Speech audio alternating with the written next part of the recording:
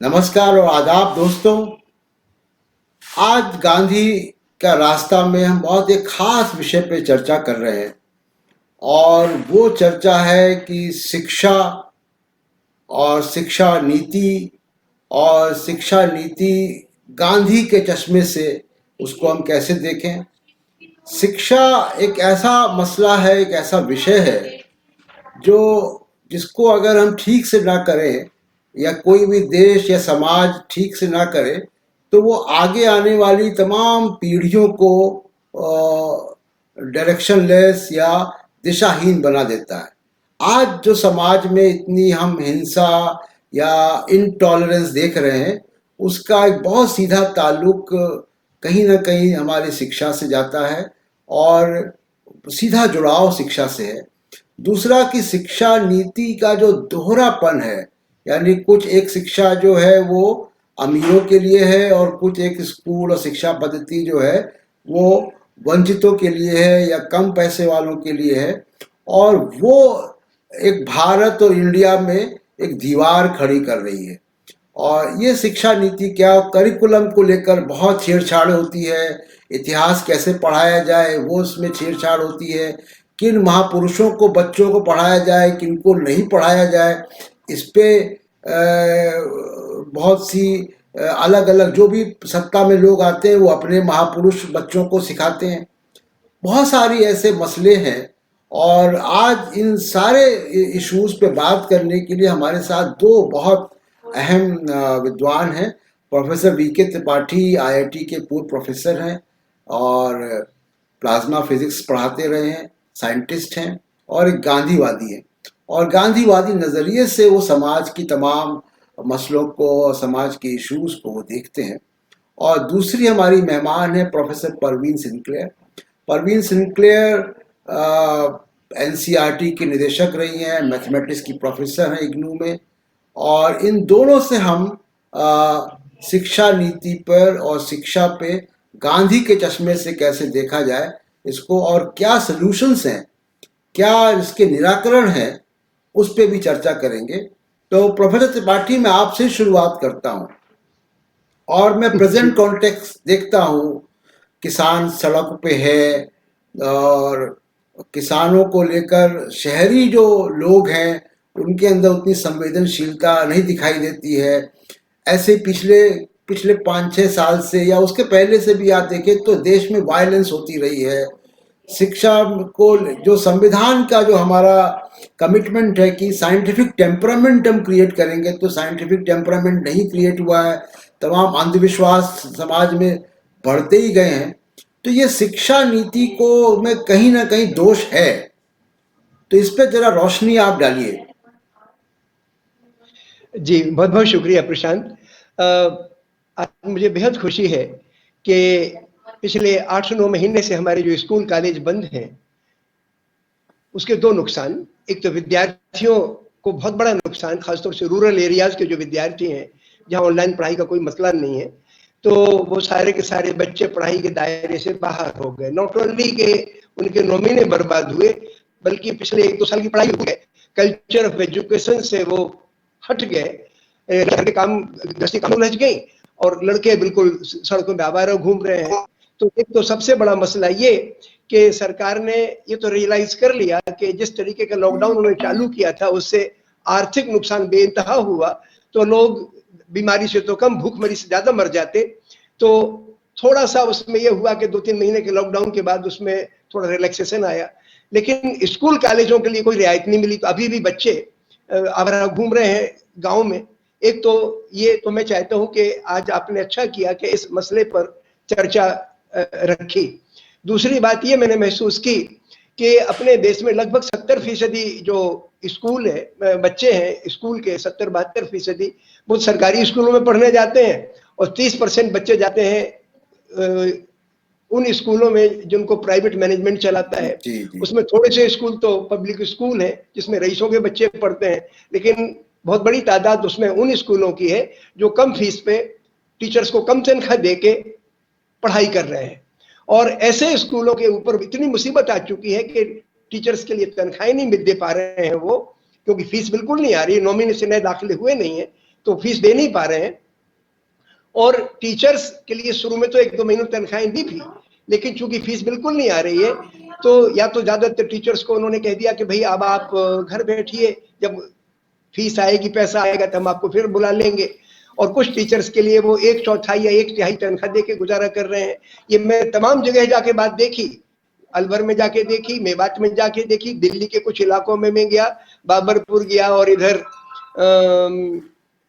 इसमें ओखला के इलाके में गया। कई स्कूलों में मैंने बातचीत करके उनके मैनेजमेंट से, उनके टीचर से और कुछ बच्चों के माता पिता से बात करके ये मैंने महसूस किया कि शिक्षा के बारे में समाज और सरकार और मीडिया, ये सारे के सारे बिल्कुल अनकंसर्न्ड या बहुत कम फिक्र रखने वाले हैं, जबकि ये उतने गंभीर है जितना कि आर्थिक या और दूसरे महकमे हैं। जी जी। तो एक बात तो ये, दूसरा ये कॉलेज स्तर की जो पढ़ाई है उसके बारे में भी मैं महसूस करता हूं कि कॉलेज ऑनलाइन पढ़ाई चल तो रही है, कुछ जगह यूनिवर्सिटीज में कुछ चल रही है ऑनलाइन पढ़ाई, लेकिन ऑनलाइन पढ़ाई एक तो टीचर्स के ऊपर बहुत, उनको आदत नहीं वैसा ऑनलाइन तैयारी करने की, पावर पॉइंट प्रेजेंटेशन वगैरह तैयार करके उनको मेहनत बहुत ज्यादा करनी पड़ती है, और कम्युनिकेशन हार्डली 30% वो स्किल सेट भी नहीं है। और दूसरा कि बहुत सारा एक बैकलॉग है जो कि जिनके पास इंटरनेट कनेक्टिविटी नहीं है, जिनके पास मोबाइल नहीं है। बिल्कुल बिल्कुल, तो ये बहुत बड़ा मसला। और दूसरी बात जो सबसे बड़ी चीज इग्नोर की जा रही है, environment of the school, environment of the university. If you don't go to university, if you don't go to school, तो पढ़ाई का एटमॉस्फेयर बन ही नहीं पाता। घर में रहते हुए आप कैजुअली कभी टीवी पे देख लिया, कभी आपने मोबाइल पे देख लिया, तो वो सिंसियरिटी, वो एनवायरनमेंट बनते ही नहीं है। Academic atmosphere is very important. Gandhi ji जो वकालत पढ़ने के लिए गए लंदन, तो उन्होंने अपनी आत्मकथा में उसके बारे में 30 सफ़े में अपने लंदन के बारे में लिखा है। उसमें पढ़ाई के बारे में सिर्फ 1 ही पेज लिखा, और उन्होंने, लेकिन फिर भी मैं मानता हूं, और गांधी भी मानते थे, कि स्कूल को अवॉइड नहीं किया जा सकता, कॉलेज को, यूनिवर्सिटी को अवॉइड नहीं किया जा सकता।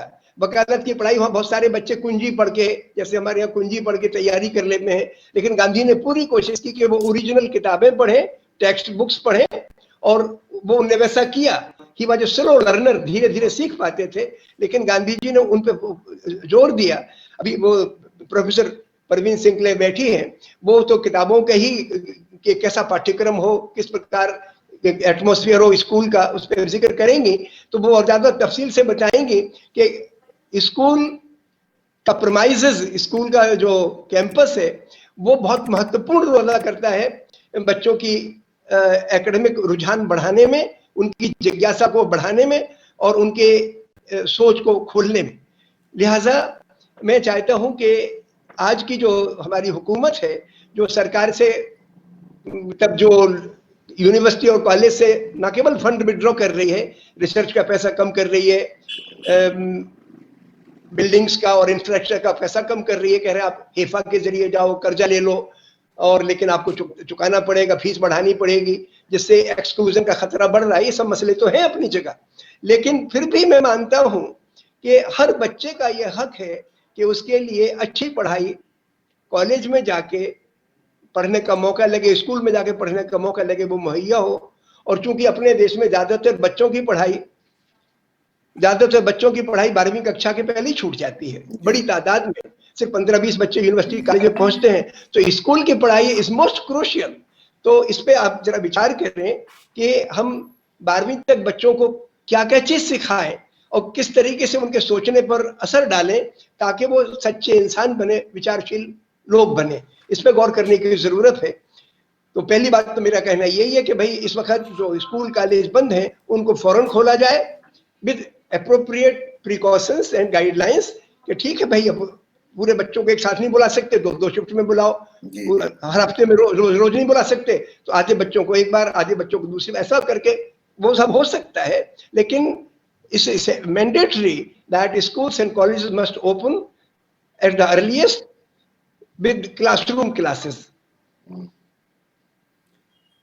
प्रोफेसर सिंक्लेयर, क्योंकि आपका काफी लंबा जुड़ाव एनसीईआरटी से रहा है, और एनसीईआरटी की का करिकुलम पे काफी जोर रहता है। तो करिकुलम को लेकर बहुत एक हमने देखा है कि कोई एक स्टैटिक पॉलिसी नहीं है, कोई यूनिफॉर्म पॉलिसी नहीं है। जो भी सरकार आती है, जो भी निदेशक आता है, वहाँ पे वो अपनी सोच वहाँ पे डालता है करिकुलम पे। तो वो जो एक कंटिन्यूटी होनी चाहिए करिकुलम में, वो कंटिन्यूटी नहीं है। दूसरे की जो बहुत सारे हिस्ट्री या साइंस में जो नई चीज़ें आती हैं, नया पर्सपेक्टिव आता है, वो बच्चों को नहीं मिलता है, और वो हमारे हिसाब से कस्टमाइज नहीं है। जैसे मान लीजिए कि मैं एक एग्जांपल आपको दूं कि छोटे से प्राय नर्सरी क्लास में बच्चों को पढ़ाया जाता है, तो जी फॉर जेंटलमैन अगर पढ़ाएंगे तो वो टाई और कोट पहने हुए एक व्यक्ति होता है। अब वो बच्चा जिसने ये जी फॉर जेंटलमैन पढ़ा है, वो पजामा कुर्ता वाले को जेंटलमैन मानेगा ही नहीं। या धोती कुर्ता वाले को, या किसी भी भारतीय परिवेश में लोगों को। तो ये एक करिकुलम का एक बड़ी चुनौती रही है। जी, इसी पहले तो मैं चाहूंगी कि सबको नमस्ते कहूं, आप लोगों को और सभी जो हमारे साथ जुड़े हैं। आपने मुझसे करिकुलम का सवाल पूछा है, लेकिन पहले मैं थोड़ी 2-4 बातें अराउंड जी जो करिकुलम से जुड़ी हुई हैं जी जी कहना चाहूंगी, और त्रिपाठी जी की बातें सुन के भी, आपकी बातें सुन के भी कुछ मेरे रिएक्शंस। एक तो मुझे बहुत इंटरेस्टिंग लगता है कि जब आपने पहले त्रिपाठी जी के बोलने से पहले कहा था कि मतलब जिन लोगों को हम मॉडल्स बनाना चाह रहे हैं, हमारे शिक्षा लेने वालों को, जी जी लर्नर्स, वो जो दे रहे हैं मॉडल्स, महापुरुष आपने यूज किया। जी जी जी। महापुरुष क्यों होता है? व्हाई नॉट ग्रेट हाँ वुमेन या मानसी? जी जी जी बिल्कुल। बहुत खूब, बहुत खूब। ठीक है, जी तो ऐसे ऐसे लफ्ज जो हमारे बोलचाल में हमें बिना सोचे और हम लोग कोई अभी जो बोल रहे हैं ऐसे नहीं है जो जेंडर इश्यूज पर ना सोचते हो, बिल्कुल फिर भी ये हमारे सोच में ये लफ्ज घुसे हैं जो सोच पे असर करते हैं बिल्कुल। कहीं ना कहीं। तो ये मैं क्यों कह रही हूँ? क्योंकि ये हमारे सोसाइटी के सोसाइटल इश्यूज पे, सामाजिक सोच की बात भी लेके करिकुलम बनता है। अब अगर करिकुलम को हम समाज से दूर नहीं रख सकते, अलग नहीं कर सकते, बदलाव लाना भी चाहते हैं, बदलाव भी उसका फ्रेमवर्क जो है वो जो भी तब तक की पॉलिसी है उसके फ्रेमवर्क में बदलाव आना है। इस कॉन्टेक्स्ट में मैं कहूंगी कि अभी भी हमारा जो पॉलिसी अभी भी है, एसेंशियली एनपीई 1986 जो 1992 में अमेंड हुआ है, बेसिकली वो है जो अब तक पूरे देश में मोर और लेस मेरे टाइम में सबने अग्री, स्टेट्स, क्योंकि ये कंकरेंट लिस्ट पर है, स्टेट्स को अग्री, सभी राज्यों को भी अग्री करके अपने एक्ट में लाना पड़ता है। एंड जो उसके साथ जो एक्शन पॉइंट्स होते हैं, सॉरी, वो भी उसी के कॉन्टेक्स्ट में लाना पड़ता है। जी जी अभी आपको याद होगा शायद कि 98 के करीब एक एनसीएफ बना था, national curriculum framework, framework, yes. NCERT ने बनाया था, जी जी जो जो बहुत ही अलग, हम जो 2005 से बहुत ही अलग सोच का था। लेकिन था वो भी एनपीई के दायरे में।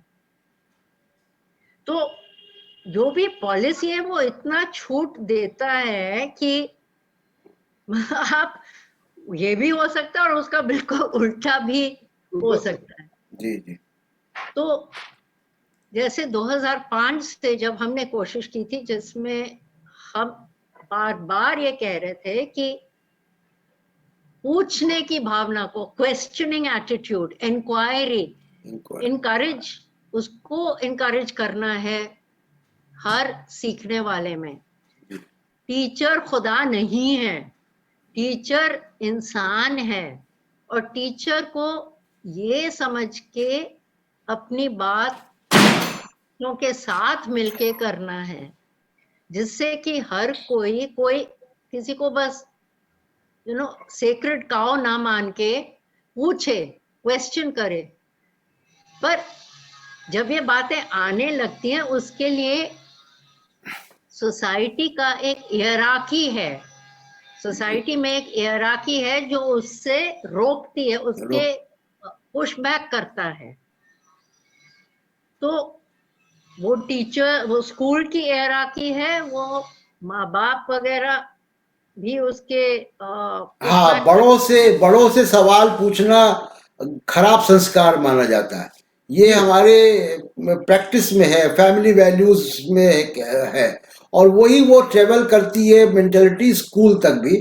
और जो बच्चा सवाल ज्यादा पूछता है उसको पसंद नहीं किया जाता है स्कूल में। एब्सोल्युटली। तो जब हम डाल भी देते हैं इस तरह से, जब यू सी आप सबसे बढ़िया करिकुलम भी बना लीजिए और आपके टीचर डेवलपमेंट उस हिसाब से ना हो तैयारी फील्ड में, तो वो नहीं होगा, क्योंकि वो एक माइंड चेंज होता है। एनसीएफ वाज एक बिल्कुल ही सोच अलग तरह की है, और वो तुरंत नहीं हो सकती है, रातों रात। तो उसके लिए टीचर्स डेवलपमेंट भी उस हिसाब से हमें जरूरत है उसकी। और अगर बहुत ऑर्डिनरी करिकुलम और टीचर्स डेवलपमेंट बेहतर हो, तो ऑर्डिनरी करिकुलम को भी टीचर कितने बढ़िया करके दे सकते हैं, क्योंकि वो टीचर पर डिपेंडेंट हो जाता है ना सब कुछ। एक्चुअली क्लासरूम में अगर फेस टू फेस सिचुएशन में है हम, तो जी जी जी। ये दोनों बातें जो हैं, सोसाइटल इश्यूज और टीचर डेवलपमेंट प्रोग्राम्स, ये करिकुलम में बाधा भी बन सकते हैं, फायदा भी कर सकते हैं। ये डिपेंड करता है आप किस नजरिए से देख रहे हैं। जी जी जी। तो इसलिए हमने जब 2012 में भी 12-13 में कहा था कि NCFTE यानी टीचर एजुकेशन का जो फ्रेमवर्क, करिकुलम फ्रेमवर्क है, वो बदला जाना चाहिए। अब बताइए, 2005 में स्कूल्स का फ्रेमवर्क आया और 2012 में जाके एक analogous, similar, parallel teacher education का फ्रेमवर्क आया। ये गलत बात है ना। बल्कि टीचर का डेवलपमेंट तो कम से कम 2 साल पहले उनके टीचर एजुकेशन के कॉलेजेस ये वो में लग जाने चाहिए, in service and pre service, दोनों में, दोनों डेवलपमेंट एरियाज में टीचर के लग जाने चाहिए। तो कुछ तो फिर तैयारी होगी फील्ड में। जी। नहीं तो हम कितना भी कहते रहे कि हाँ हम लाए हैं एनसीएफ। तो मैं इसलिए जो अभी भी NEP आया है 2019 में, जी जी जो अभी लाए हैं 19-20 में कस्तूरी रंगन कमेटी का, जी। तब थोड़ा सा तब्दील करके, वो भी इट इज मोटी मोटी गोल मोल बातें कह रहा है, कुछ खास कह नहीं रहा है अलग एनपीई से। और जो एनपीई के प्रॉब्लम आए थे 1986 वाले इश्यूज जो फील्ड में आए हैं, वो लेके नहीं निपट रहा है ये। तो इसलिए हमारे बच्चों को मदद, करिकुलम हम जिस तरह के हम चाह रहे हैं कि वो खुला दिमाग हो उनका, जिससे कि वो कहीं भी सीखने वाले बने। ये टेक्स्ट बुक सीखना तो बस एक टेक्स्ट बुक नहीं सीखना है, टेक्स्ट बुक बस एक सहारा है, क्योंकि कुछ चाहिए, कई लोगों के घरों पे कोई सहारा नहीं होता है सीखने आगे बात बढ़ाने के लिए, तो ये सहारा है टीच करने का। टीचर को कभी कई टीचर्स पूरे, जैसे हमने देखा, डेवलप नहीं है, उनको सहारा है, पर ये सिर्फ एक माध्यम है। जी सोच आगे बढ़नी है कि जैसे दुनिया तब्दील अगर हो गई है, ऐसे जैसे हमने 2020 में देखा है, तो ऐसे में क्या नई बातें कर सकते हैं, क्या कर सकते हैं और कहाँ तक जा सकते हैं। आगे मैं बड़ी हो जाऊं, जब अभी मैं बच्ची हूं और मैं बड़ी हो जाऊं और मैं काम करने की दुनिया में जाऊं, चीजें बहुत बदल जाएंगी। मेरे में क्या वो क्षमता है कि मैं जुड़ सकूं उससे, जूझ सकूं जी वो जी नई जी। दुनिया से, वो मेरे में एबिलिटीज, क्षमताएं। ये गैप, बहुत बड़ा गैप दिखता है, और हाँ वो उस गैप का जो हम तो, क्योंकि हम लोग, मैं तो जर्नलिस्ट हूँ, तो मैं खबरों में जो चीज़ें आती हैं उसको उसको मैं देखता हूँ कि जिस तरीके के नागरिक बने, तो ये बड़ा दायित्व जो है वो शिक्षा का था, जो शायद कोई एक गैप रह गया। और उस गैप की वजह से, जैसा प्रोफेसर त्रिपाठी ने कहा, कि एक तो गैप है जो अमीर और गरीब का गैप है, कि जो प्राइवेट एजुकेशन है और एक जो आपके जो गवर्नमेंट सब्सिडाइज एजुकेशन है। लेकिन उन दोनों में एक सिमिलैरिटी है कि करिकुलम दोनों जगह एनसीईआरटी का ही है या सीबीएसई का ही है या स्टेट बोर्ड्स का है, तो करिकुलम में बहुत ज़्यादा अंतर नहीं होता है। त्रिपाठी सर, आप तो मतलब विज्ञान पढ़ाते रहे, और लेकिन आईआईटी में विज्ञान पढ़ाते रहे, वो तो एडवांस स्टेज का, लेकिन उसके बाद आप समाज के तमाम वंचित वर्गों को भी आप विज्ञान की ट्रेनिंग देते हैं। एक जो चीज सामने आती है कि विज्ञान को जानना और वैज्ञानिक दृष्टिकोण, बच्चे को न्यूटन का सूत्र बता देना या उसको चार्ल्स लॉ या बॉयस लॉ बता देना एक सेट ऑफ इशू है, और दूसरा उसकी दृष्टिकोण वैज्ञानिक हो जाए। मतलब अगर आप देखिए कि हमारे रक्षा मंत्री राजनाथ सिंह हैं, वो विज्ञान के ही शिक्षक रहे हैं, लेकिन उनका राफेल के ऊपर जो चित्र आता है मीडिया में कि वो कुछ उसकी पूजा पाठ कर रहे हैं, तो ये जो फर्क है विज्ञान की पढ़ाई और वैज्ञानिक दृष्टिकोण में, ये बड़ा गैप है, ये बड़ी चुनौती मैं देखता हूँ समाज में। जी, मैं ये महसूस करता हूँ कि बदकिस्मती से scientists are very objective when they are doing science, लेकिन दे आर वेरी कंजर्वेटिव और very narrow minded when they see society.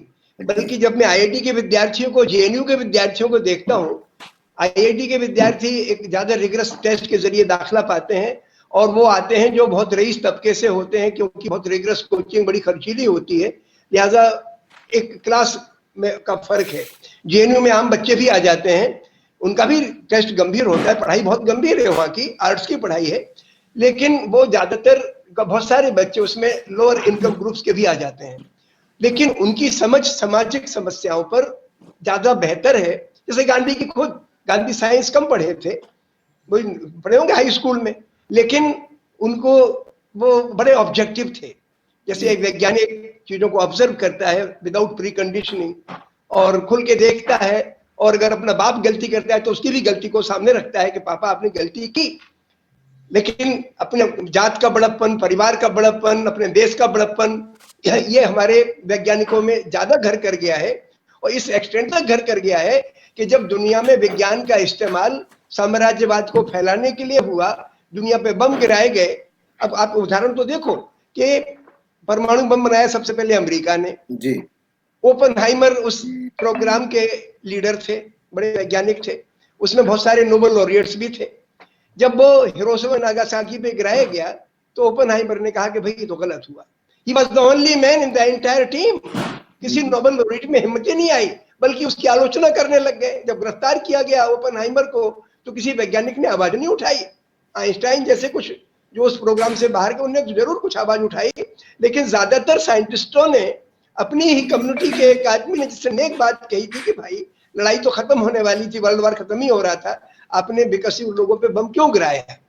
तो लेकिन वैज्ञानिकों में ये सेंस नहीं है। ऑक्सफोर्ड, कैम्ब्रिज और तमाम बड़ी बड़ी यूनिवर्सिटी पे आप जाके देखो, they are doing good science, good social science, अच्छी हिस्ट्री की पढ़ाई करते हैं, बड़े ऑब्जेक्टिव तरीके से करते हैं। But scientist and professors have hardly any courage to speak truth, to stand by truth. Not only बोलने में कम, हमें सोच में भी, उनके सोच में भी इतनी नैरोनेस है। I think this is one important necessity जो गांधी ने एम्फेसाइज की कि education is not meant only for career building to serve the state, but you are must be more responsible to society, क्योंकि सोसाइटी पाल रही है आपको। आपको तनख्वाह सरकार नहीं दे रही है या पूंजीपति नहीं दे रहा है। टीचर की तनख्वाह, वैज्ञानिक की तनख्वाह आम किसान मजदूर से आ रही है। He is liable, he is responsible to masses. तो ये गांधी ने जो साइंटिफिक टेम्पर की बात कही, वो टेम्पर माने सच देखने की, scientific temper means temper to see truth, और गांधी ने उसको रखा। अभी जो परवीन बता रही थी, I think she was very right कि हमें कि सिर्फ किताबें समझने लायक ही काबिल नहीं बनाना है बच्चों को, बल्कि सोच समझ का मादा उनमें पैदा हो। तो उसके लिए it requires defocus from glorification of past. Yes yes. और एक और प्रॉब्लम प्रोफेसर त्रिपाठी आपने उठाई, उसके बाद मैं प्रोफेसर सिंक्लेयर के पास चलूंगा। वो प्रॉब्लम, आपने एक शब्द का इस्तेमाल किया, कोचिंग से आईआईटी पढ़ के लोग आ जाते हैं। ये एक नया नेक्सस पिछले कुछ दो एक दशकों में पैदा हुआ है, और वो बहुत गहरा है। बड़ी महंगी महंगी कोचिंग है, और वो उसने क्या किया कि इंक्लूजन को और गहरा कर दिया। यानी पहले भी समाज जो है, तमाम वंचित वर्गों को शिक्षा का वो पेनिट्रेशन नहीं था वहाँ तक। अब उससे कोचिंग, लाखों रुपए की कोचिंग से ये हो गया कि अब वो समाज का एक बहुत छोटा सा वर्ग ही आईएएस या आईपीएस या मैनेजमेंट या मेडिसिन या किसी भी ऊंचे महकमों में जो संस्थाएं देश चलाती हैं वहाँ वो पहुँचता है। वकालत की पढ़ाई भी बहुत महंगी हो गई। तो ये जो कोचिंग वाला पूरा एक नेटवर्क है, इसका कोई मतलब ऑल्टरनेटिव है, कोई तोड़ है इसका? एक तो एक मॉडल हमको दिखता है कि बिहार में सुपर 30 मॉडल है, लेकिन उसके अलावा वो एक ऐसा मॉडल है वो जो जिसको आप कहें कि वो लैब एक्सपेरिमेंट है इतने बड़े देश के लिए। जी, आपकी बहुत गंभीर बात आपने कही। आईआईटी के में कभी चर्चा भी इस पे होती है कि क्वेश्चन पेपर इस तरीके से सेट करो कि वो कोचिंग से वालों को ज्यादा फायदा ना हो, ऐसा कुछ करते तो है। मैं तो एक बात देखता हूँ, अमेरिका में सेट का इम्तिहान होता है, इतना रिग्रेस नहीं है जितना कि हमारे यहाँ जेई का इम्तिहान है। जेई का इम्तिहान आदमी की उन स्किल्स को टेस्ट करता है कि अगर आपने वो सवाल पहले कर लिया है तब तो आप उसको रिप्रोड्यूस कर देंगे एग्जाम में, अगर नहीं किया है वैसा सवाल तो आप नहीं कर पाएंगे इन गिवन टाइम। अरे भाई, 3 घंटे की जगह विद्यार्थी को 6 घंटे का समय दे दो। कई विद्यार्थी एकदम उनको क्लिक कर जाती, कोई सोच विचार के करता है तो वक्त लगता है। लेकिन मुझे नहीं मालूम, I think it requires more serious thinking. लेकिन अमेरिका में इतना कंपटीशन नहीं है। एमआईटी में दाखिला चाहिए हो, जो वहाँ के टॉप रैंक के इंस्टीट्यूशन से, हार्वर्ड में चाहिए हो दाखिला, तो वो सेट के आधार पर ही होता है, कॉमन एग्जामिनेशन है, और एक बार नहीं तो दूसरी बार दे लो आप। And there is not much pressure, there is no coaching for that. इसलिए मैं महसूस करता हूं कि हमारे यहाँ पे ये जो आईआईटीज में दाखिले के लिए होड़ लगी है कि 12 लाख बच्चे बैठेंगे, लिए जाएंगे 10,000, एंड रिमेनिंग बच्चे जो रह जाते हैं वो इतनी अपने आप को धिक्कारते रहते हैं कि हम किसी नाकारा है, हम नाकाबिल हैं। अरे भाई, everybody born on this earth, majority of the people, like 95%, 90% people are capable of leading their own lives in their own manner. भगवान ने उतनी अकल दे रखी है। And I think this sense of humiliation should not be introduced into their thinking in early in career. अच्छा, क्योंकि दूसरी बात एक और वो होती है, कई लोगों का दिमाग 12वीं कक्षा के पहले खुल जाता है, कईयों का 12वीं के बाद खुल गया, जैसे गांधी जी का बाद में खुला। He became a very sensitive truth Sikar after he return from England. पढ़ाई उनकी वकालत की पूरी करके आए, तब उनका दिमाग खुला। जी जी डिपेंड करता है भाई, कई लोगों के लिए बचपन में they are very brilliant in from childhood, yes लेकिन they become mediocre later on. Later on. तो ऐसा नहीं कि I think there should be enough opportunity for anybody to enter into the academic career और चेंज हर एकेडमिक कैरियर, कि आज वो science पढ़ रहा है, कल को हिस्ट्री पढ़ना चाहता है, कल को जी सोशल साइंस पढ़ना चाहे तो जा सके उसमें। तो वो फ्लेक्सिबिलिटी वगैरह की जरूरत है। Probably Parveen Sinclair may tell something deeper on this. हाँ नहीं, और एक दूसरा जो आपने कहा कि जैसे आईआईटी वो क्वालिफाई नहीं कर पाया, तो एक बहुत सारा एहसास कमतरी है, इंफीरियरिटी जी कॉम्प्लेक्स जी में जी। वो जीता है पूरी जिंदगी। अच्छा, और उसके अलावा बहुत सारे इंफीरियरिटी कॉम्प्लेक्स तो हमारा एजुकेशन सिस्टम भी देता है हमको। आप अगर आप अगर लड़कियों को अगर आप सिंड्रेला की कहानी बचपन में सुना रहे हो, तो उसको उसका जो खूबसूरती का पैमाना या सक्सेस का पैमाना है वो कलर ऑफ स्किन से है, उसकी खूबसूरती से। वो अब क्लास में कोई एक लड़की, कोई भी लड़की हमारे देश में तो डार्क स्किन होना कोई वो बहुत कॉमन है, ज़्यादातर लोग डार्क स्किन के हैं, लेकिन वो सिंड्रेला नहीं बन सकती। तो वो एक मतलब एक तमाम तरीके कॉम्प्लेक्स हम बच्चों को दे देते हैं, बजाय कि उसको कॉन्फिडेंस जनरेट करने के। जी जी जी। प्रोफेसर सिंक्लेयर, आपने शिक्षा नीति की बात की और ये भी कहा कि ये कोई सलूशन नहीं है।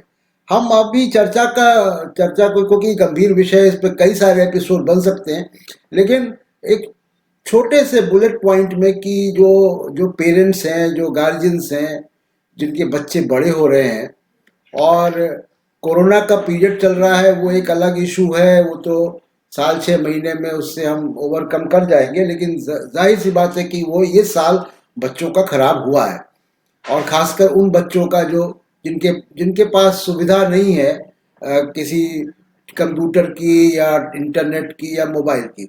लेकिन ये शिक्षा नीति आई, और इसके बाद उसके पहले से भी जो आपने कहा कि जो 1986 का जो शिक्षा एजुकेशन फ्रेमवर्क था,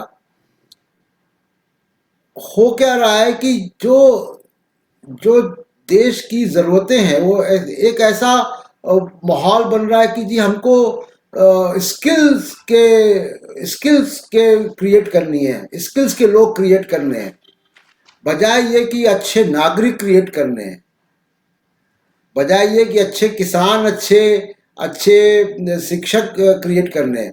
तो बहुत ज़्यादा जोर स्किल पे आ गया है कि मतलब एक स्क्रू ड्राइवर जो है वो पीपल हमको क्रिएट करने हैं। तो ये इसमें सॉल्यूशंस क्या होंगे, अगर 2-3 पॉइंट में अगर आप अपनी बात कहें तो? नहीं, मैं बुलेट पॉइंट तो नहीं, क्योंकि आई अंडरस्टैंड कि the time is an issue, अभी वक्त की पाबंदी है अभी। लेकिन मैं ये कहना चाहूँ, 2-4 बातें मुझे कहनी है अभी इसके बारे में। एक तो देखिए, स्किल्स अच्छी बातें होती हैं, लेकिन एक बैलेंस की जरूरत है। जी दूसरा है, वापस मैं कहूंगी, हमारा समाज जो देखता है कि white collar jobs versus blue collar jobs, कितना भी हम जॉब्स को, इंग्लिश को, ये वगैरह, देयर इज अ कुछ देखा जाता है, समाज एक तरह से देखते हैं। तो इसलिए अगर बच्चे जो इंजीनियरिंग, लॉ, मेडिकल ये नहीं करना चाहते, उनको धकेल दिया जाता है कई दफा उसमें पेरेंट्स की उम्मीदों ने। बहुत कम बच्चे हैं जो वो प्रेशर या पीयर प्रेशर भी, दोस्तों के प्रेशर या उससे भी हट सकते हैं। क्यों? क्योंकि सामाजिक बराबरी नहीं है अलग अलग स्ट्रीम्स में। यहाँ तक कि बहुत ही रीसेंट बात है, मेरे वक्त में ये बात है कि ह्यूमैनिटीज को ज्यादा लाया गया इंजीनियरिंग में, मेडिकल ग्रुप में, क्योंकि ह्यूमैनिटीज नहीं तो लगता है क्या, ह्यूमैनिटीज कुछ भी नहीं है।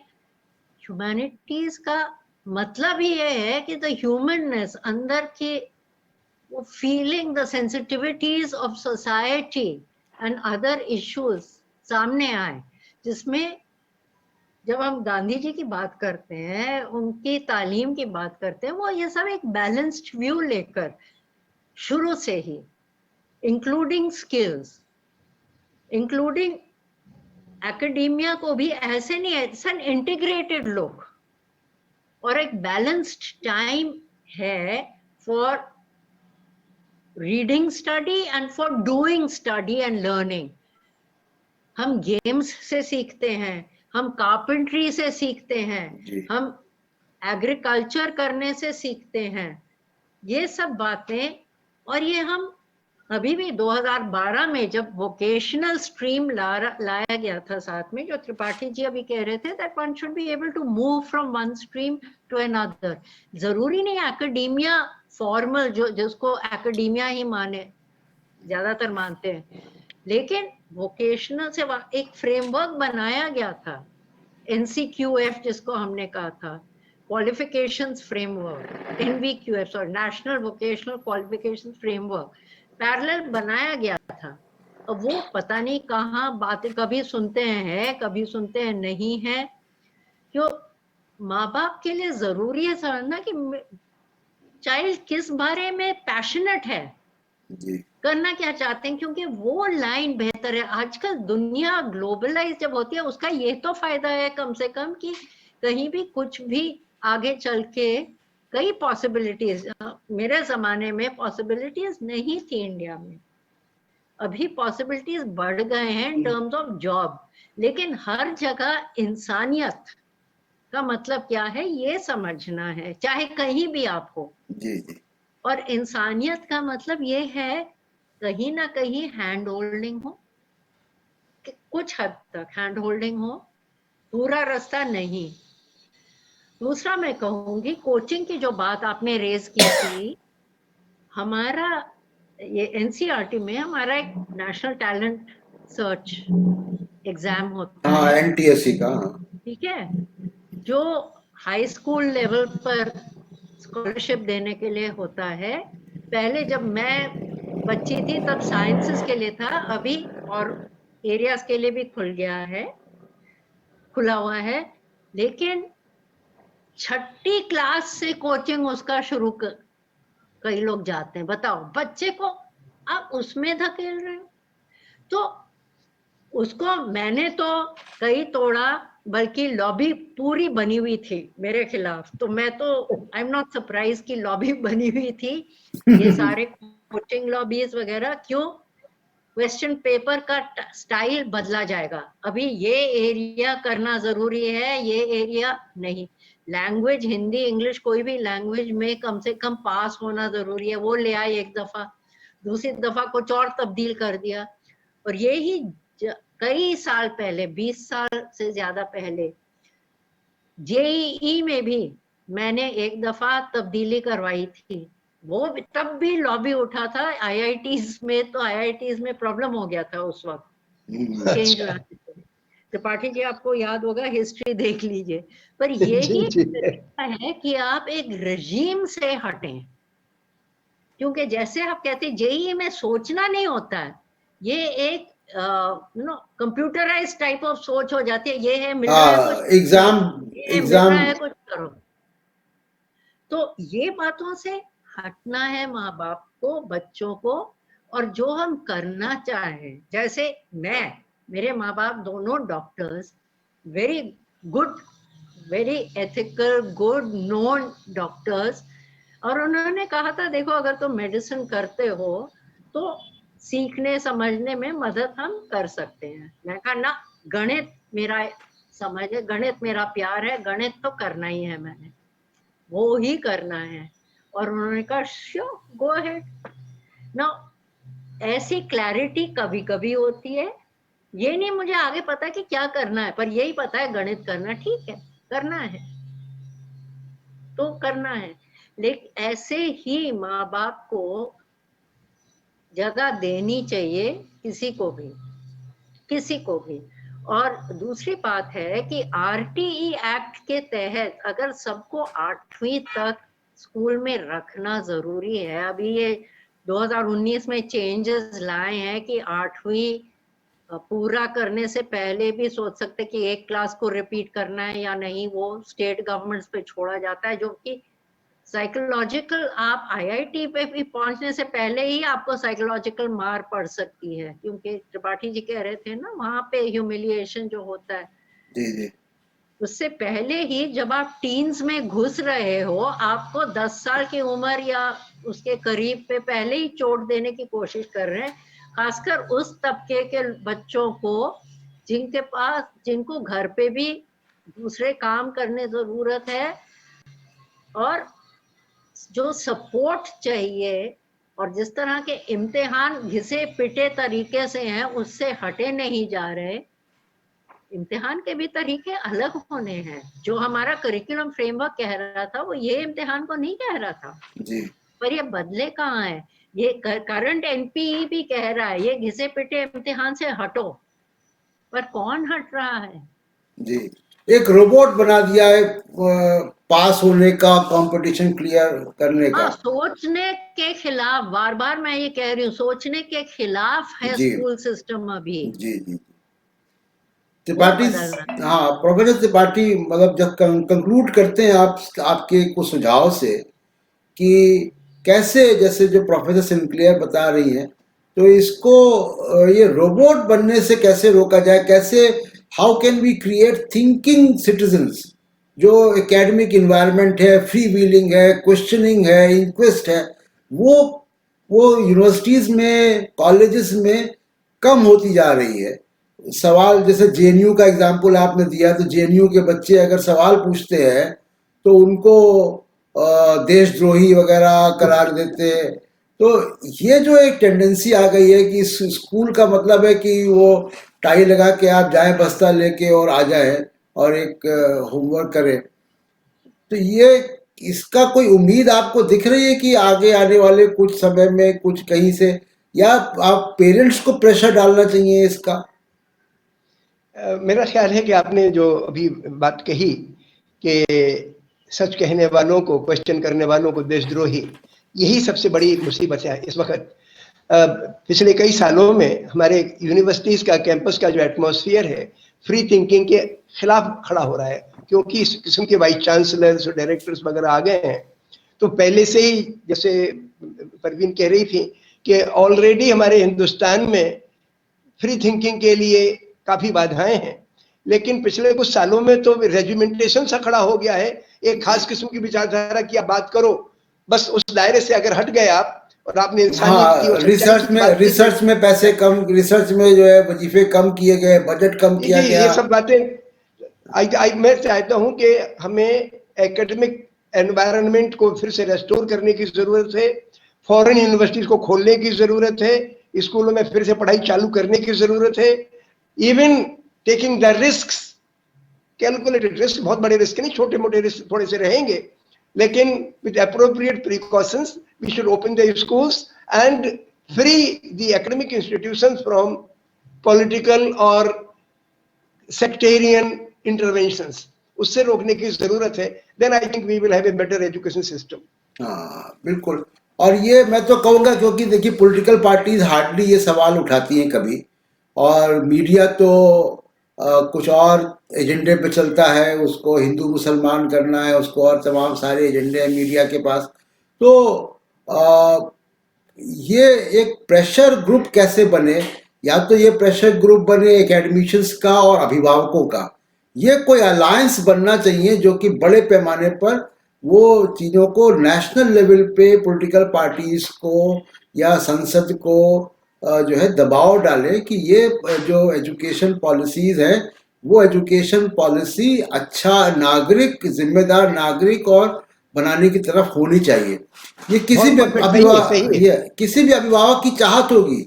कौन अभिभावक चाहेगा कि जो उसका बच्चा जो है वो बड़ा होके ट्विटर में ट्रोलिंग करे? वो कोई भी नहीं चाहेगा। या वो जाके जो है वो मवाली बन जाए या वो गैर कानूनी काम करे। तो कोई भी अभिभावक नहीं चाहेगा। तो ये अभिभावकों की भी जिम्मेदारी है कि वो एकेडमिशियंस के साथ मिलकर एक अलायंस बनाए, क्योंकि देखिए पॉलिटिकल पार्टी ये सवाल नहीं उठाती है, और जो जी, जी। सत्ता में आता है उसको तो सवाल पूछने वाला हर व्यक्ति बुरा लगता है, वो कोई भी पार्टी सत्ता में आए।